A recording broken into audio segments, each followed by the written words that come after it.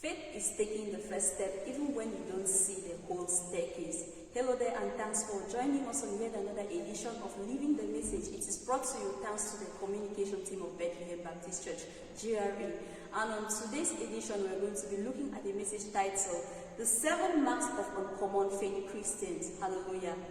It is drawn from the book of Luke chapter 17, from verse 11 to 19. Luke chapter 17 from verses 11 to 19. With me here is Blessing Wunze. Blessing, it's nice having you here again. Thank you. It looks so pretty and beautiful. Thank you. Blessing, so right away, I would like to ask you the first question. Or before I ask you the first questions, while looking at the marks of uncommon faith Christians, who will not actually take all the 7 marks today. Today we are dealing with the first mark, which is that they come from an insignificant background. Uncommon faith Christians come from an insignificant background. That is in line with the text that we have today, which is Luke 17 from verse 11 to 19. So, Blessing, what do you think, or what are some of the things that make us know that these people came from an uncommon or an insignificant background? Thank you so much, Ruth. Looking at the passage, Luke 17 from verse 11, we see that the writer started that Jesus continued from Jerusalem to Galilee to Samaria. That was verse 11. But now coming down to verse 12, he said, and he went into a village. So he went into a village. So the name of the village was not mentioned. And actually, for the fact that the name of the village wasn't mentioned, it shows that it wasn't significant. Because from verse 11, we started with, he named 3 towns where Jesus Christ moved from. But now coming out to verse 12, he said, and he went into a village. So was it difficult for the writer to just mention the village? Yes. So it shows that actually the village itself wasn't significant. Yeah. So the village wasn't significant at all. That's why we see that it wasn't mentioned.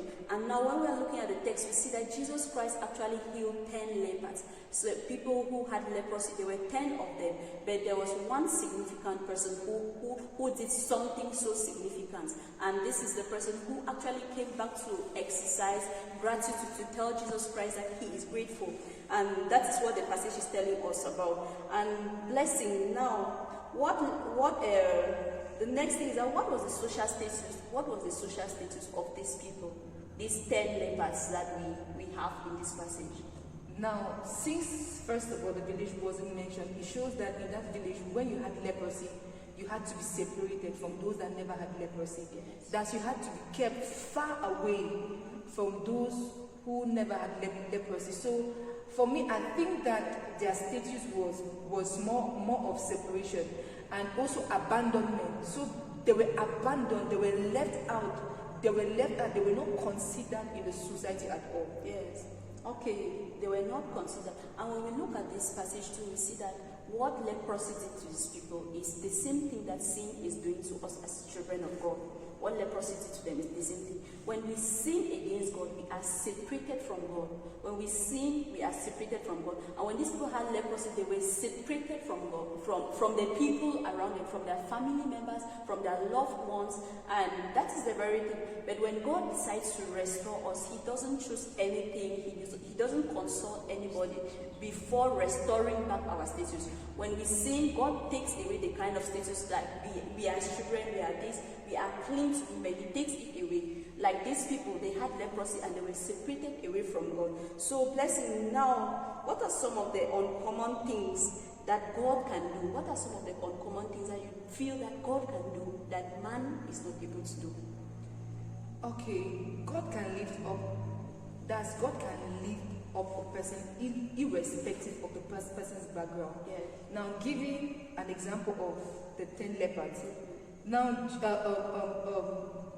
these leopards were regarded as useless people. They were insignificant in the village where they were. But now, when Jesus had an encounter with them, Jesus Christ did not care to know whether they were the sons of the president or they were who. He had to do what he had to do at that point in time. Yes.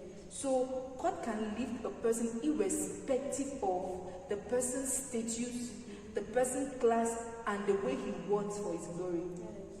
So there are so many things that are happening in our society today, and God decides that everything will happen the way He wants it to happen.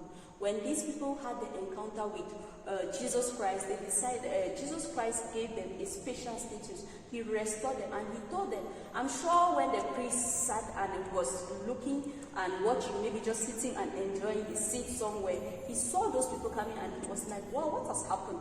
Because Jesus Christ did not even consult the priests who were considered as people of the high class before restoring the health of these people. So Jesus Christ does not need to consult anyone before doing anything.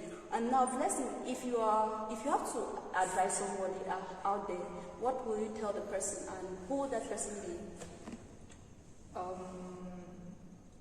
I want to advise the unknown. I want to advise everyone.